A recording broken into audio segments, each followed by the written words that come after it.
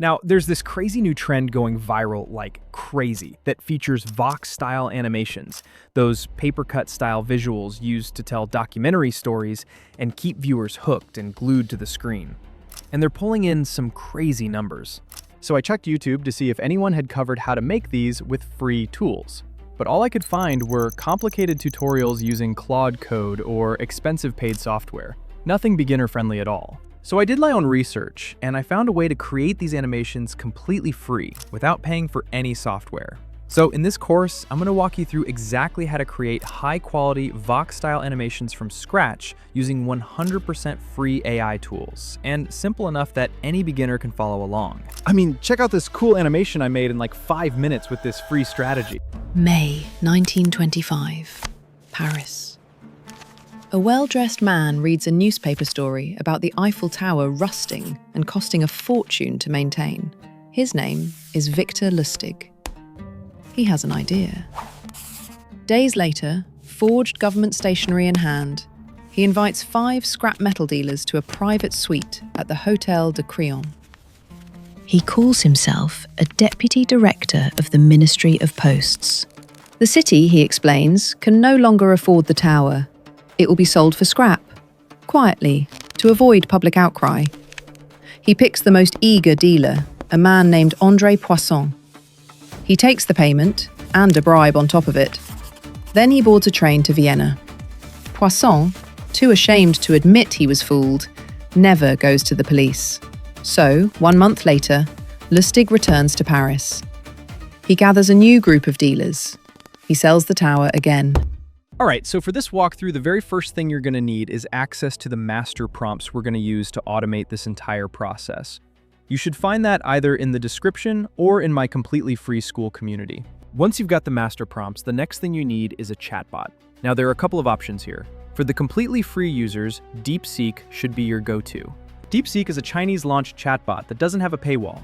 It's just like GPT, but you don't have to pay for it. Another good option is my personal favorite, Claude. And the last one is the OG, ChatGPT. You can pick any of these to work with. They all excel in different places. For this walkthrough, I'm going to go with Claude, but you can still use DeepSeek or GPT. They both work the exact same way. So I'm just going to choose Claude, head back to my master prompts, scroll down to the bottom, hit Command+A to highlight everything, then Control+C to copy it all. Once I've copied it, I'll head back to Claude, paste it in, and send it. Now, once you send it, Claude thinks for a bit and then asks you for the source PDF, which is basically the content engine we're going to use for this whole process. To get the source PDF, just head back to the master prompts. I stored everything in there, and scroll down to the engine prompt. Click on that. Once you do, it takes you to an 8-page PDF on a Google Drive. Just click download to save it to your computer. Then head back to Claude, drag it into the prompt box, and type engine attached. Once you send that, Claude proceeds to stage 1. So now Claude asks you what niche you'd like to make these animations in. There's history, there's money and power, there's disaster and survival, there's documentary, tech, and sports. But from what we've seen from Vox, they mostly make stuff around crime and documentaries. So I'm going to choose number 1, which is the default. But you could pick whatever style you want. And here's the thing, even if the style you want isn't listed here, you can just type your own style and the model will still proceed with the next steps, which is creating video ideas for whatever niche you chose. So I chose the crime and documentary niche, and it gave me 10 ideas to pick from for a specific crime-based video. I'm just gonna go through them real quick. All right, for this one, I think I like idea number 4. The man who sold the iPhone 12 twice. Sounds interesting, so I'm gonna copy that, paste it into my chatbot, and send it. Once I do that, the next thing Claude does is ask me how long I'd like my script to be. Now you can choose anywhere from 30 seconds to 20 minutes. It just depends on the kind of video you want to make. For documentary videos, you should aim for around 10 to 20 minutes. That's the sweet spot for ad revenue. But since this is just a brief walkthrough, I'm going to go with a 1-minute video. Once you choose that, the chatbot takes in your request and gives you a precise 1-minute long script, along with the exact word count it created. Now you've got your script. For the voiceover, there are platforms like 11 Labs and a couple of other free options, but we're going to get into that later on. For now, let's just type next to move to the next step. One thing to keep in mind, depending on the chatbot you're using, this can be a little different. Claude is pretty strict. I used DeepSeek before, and typing something like proceed would work fine for next. But with Claude, you'd have to type voice or proceed for it to actually move on.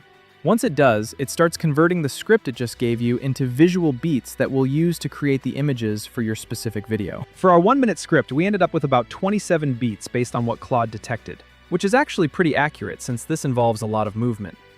This looks pretty good. You can ask it to give you a specific number of beats, but I'm happy with this. So what I'm going to do now is type next. When I do that, the model starts creating a very detailed TXT file that we're going to use to create our images automatically. All right, once you get your TXT file from Claude, the next thing you need to do is download it. This part is really important because we're going to use it to automate the image creation. Depending on how long your script is, you might need to generate up to 50, 100, maybe even 200 images. With this TXT file, all you've got to do is head over to a platform called Google Flow. Click on Create a New Project. Once you're in, click on the video model at the bottom and make sure you switch from the video models over to the image model. Google Flow gives you access to both. Once you've switched to the image model, select the aspect ratio you want. For this, I'm going with 16:9 because we're creating our images in the long form aspect ratio. Then for the model, I'm going to choose Nano Banana. Now I need a way to batch produce images here automatically. For that, you're going to need an extension called ZappyFlow, made by a creator on here. Really nice extension. Head over to the Chrome Web Store and click Add to Chrome. Once it's downloaded, you should see a pop-up appear on the right side of your screen. Once you've got that pop-up, head over to Google Flow and make sure it shows connected to your Google Flow project. Down here, you can customize how you want the images to be created. The default settings work just fine. The only thing I'd say you should turn off is include serial number in file name. If that one's on, just turn it off. Now, what you've got to do is upload the TXT file you got from Claude. Upload it right in here. According to Claude, we've got 27 beats, which means Claude made 27 image prompts for us. And as you can see, we've got 27 prompts here. What I'm going to do now is scroll down and click on Start Generating. And just like that, the ZappyFlow extension starts creating my images completely from scratch. I could literally just leave this here and go do something else while the extension automates the whole thing for me. And the cool thing about this extension is that once it creates your image, it saves it straight to your computer. So you've already got all your images generated and saved automatically, and you can just leave it running and go do something completely different. Pretty cool. All right, so after a couple of minutes, we've now got every single image we need for our video. As you can see, the extension generated all 27 images. Not gonna lie, this is really, really good. Everything's generated in the style we want, and I'm genuinely blown away. One thing I like is that if we click on the Downloads folder, we can see every single image that's been downloaded and saved to our computer, which is really cool. Now that we've got our images, we can close the extension. Next, we need to animate these images by turning them into videos. For this, we're going to head back to Claude and type next. Once you do, Claude starts creating a very detailed universal video generation prompt. Now, the default is 10 seconds, but here's what I recommend. Ask Claude to make the duration less than 10 seconds, because we're planning to use free software. For video generation, the more time an image has to animate, the more it costs. A 10-second animation is going to cost more than a 5-second one. So what I like to do is head back to Claude, or whatever chatbot you're using, and ask, could you change the duration to 5 seconds instead of 10? Then send it. When you do, Claude gives you a new prompt. Of course, you can still use the 10-second prompt if you're planning to use a paid software, but for the free users, I think 5 seconds works just fine. All you gotta do is copy the entire video prompt. Once you've copied it, head over to Flow, click on the Nano Banana option, and switch from the image model to the video model. Then select one output. For the duration, select about 6 seconds. Once you do that, start dragging the images into the prompt interface. Paste in the prompt you got and send it. Flow then starts creating your video from scratch. Now all you've got to do is repeat this exact same process. Drag in the image, paste in the prompt, send it, go back to your chatbot, grab the next image, drag it onto the prompt box, paste it in, send it, and just keep doing this until you've dragged every single one of your images through so we can generate all our videos. Now, while Flow is handling this, I like to compare my results. The model we're using right now on Flow is the OmniFlash model. So while it's generating the videos for us, I want to try out Seedance and see what it can do. I'm going to access Seedance through Higgsfield. Full disclosure, Higgsfield is a paid platform, so that's something to keep in the back of your mind. I'm going to click on the video panel option once I sign up. Then I'll click the upload button on Higgsfield and upload the images I want to animate. Now, ZappyFlow saves all the assets it generated in a folder, so just head over to that folder and upload the image you plan to animate. Once you do that, select the image so it's added to the prompt box. Then, paste in the prompt Claude gave you. In the duration section, reduce it to just 5 seconds, and make sure the aspect ratio is the exact one you want. Set the resolution to 720p so you don't waste credits. For this, it's charging us just 23 credits, which is fine. So I'm going to click Generate. And while that one's generating, I'm going to upload a couple more just to compare the results with what OmniFlash can do. All right, after a couple of seconds, we've got our animations from both Higgsfield and OmniFlash. So let's preview what we got. Let me click on the first video to see what the output looks like.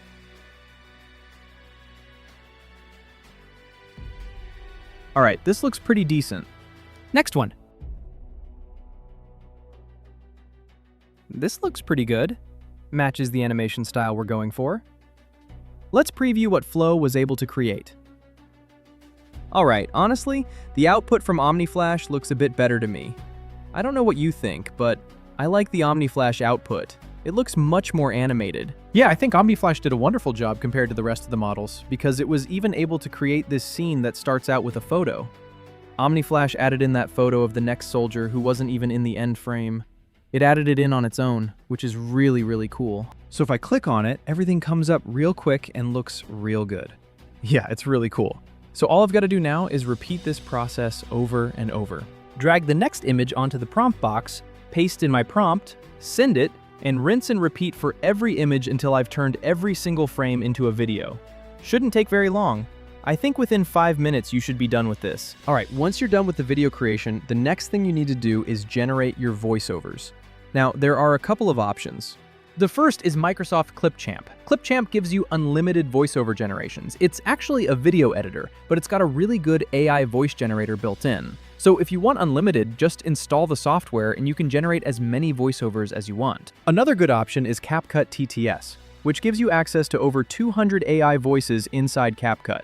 So if you've got the mobile or desktop version, you can create really high-quality, unlimited AI audio. And for a more web-based platform, you could use Noise AI. Noise AI is pretty good. However, the quality isn't the best.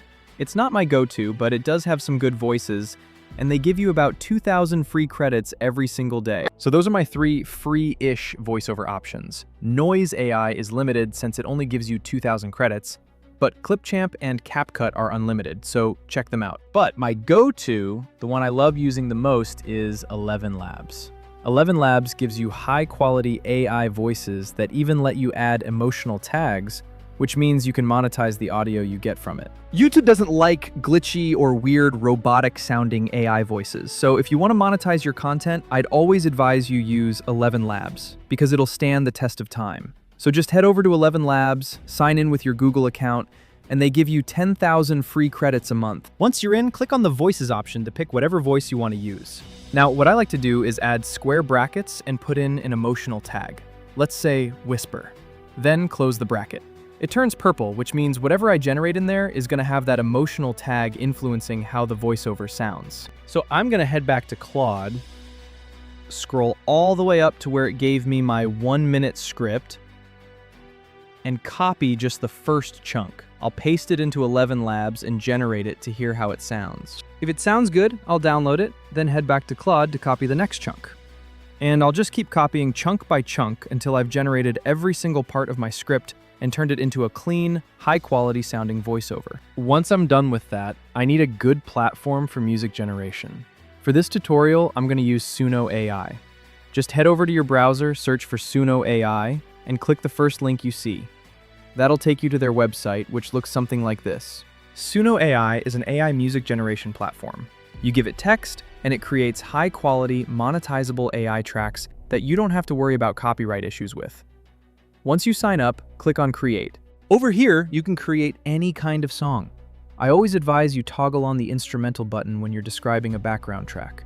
For me, I'm going to type something like silent, growing, intense, driven, blockbuster audio, and then just click Generate. Suno takes that simple prompt and creates a specific background track for me. The reason I'm going with this specific track is because I want the audio to be subtle in the background and fit the style of video I'm making. Whatever you're making, you can write a prompt that suits it and generate your track. And of course, you could use Claude or ChatGPT to help you with the prompt. It's all up to you. Once Suno generates your track, all you've got to do is click on the 3 dots at the bottom left, then click Download, and download the MP3 so it saves to your computer. Once you've done that, we now need an editing software to compile everything together into our final published video. For this, we're going to use CapCut. It's very beginner friendly, so if you've never used it before, don't worry. It's really easy to understand. All you've got to do is create a new project and import the folder where you stored all your assets. For me, I like to keep all my assets in a single folder: my voiceover, my background music, and all my footage. I put it all in one folder, then click Import to add it to CapCut. Once the folder's added, I'll first drag my background track onto the timeline, crop it, and reduce its volume so it's not too loud. Then I'll use the magnifying glass to stretch the timeline so I can see clearly. And I'll start dragging my voiceover onto the timeline in the exact order I generated it. Remember, we generated in multiple batches, so depending on how long your script is, your voiceover might be in a couple batches or more. So I'll align the voiceovers, then crop the background track to make sure it's lined up and synced to the voiceover. Then I'll select both voiceovers by holding Command or Control and clicking on both, and I'll bump the volume up to around 6.7 decibels. After that, I'll start dragging in all my clips in the exact order I generated them and just make sure everything's synced up. All you've got to do is drag the clips and line them up properly. For some of them, you might need to crop a bit, but I'm pretty sure the animation software has done most of the work for you. So just make sure you crop the footage to match the narration being said on screen. Once all your clips are in and synced properly to the voiceover, the next thing to do is start adding transitions between each clip. Now, based on the kind of video we're making, transitions need to be subtle or fit the specific style. So just go through all the transition styles and pick whichever works best. The camera one might look pretty good. I'd suggest adding different transitions in different places so it doesn't get too repetitive. Just make sure they fit the style or animation you're going with. For me, the ones I used the most were the slide style transitions. So add all your transitions, and if you want captions, you can add those too. But I don't really like adding them for videos like this, since the visuals already have a lot of text pointers. So I'm going to preview it to see how it looks, and once it's perfect, I'll click Export and export it in 1080p, which is what I exported off Flow. But if you exported your quality in 720p off Flow, then export that same 720p here. You could use an upscaler to bump up the quality later, or even do it right here in CapCut. But that's pretty much it. Check out how the video looks. May 1925, Paris. A well-dressed man reads a newspaper story about the Eiffel Tower rusting and costing a fortune to maintain. His name is Victor Lustig. He has an idea. Days later, forged government stationery in hand, he invites 5 scrap metal dealers to a private suite at the Hôtel de Crillon. He calls himself a deputy director of the Ministry of Posts. The city, he explains, can no longer afford the tower. It will be sold for scrap, quietly, to avoid public outcry. He picks the most eager dealer, a man named André Poisson. He takes the payment, and a bribe on top of it. Then he boards a train to Vienna. Poisson, too ashamed to admit he was fooled, never goes to the police. So, 1 month later, Lustig returns to Paris. He gathers a new group of dealers. He sells the tower again.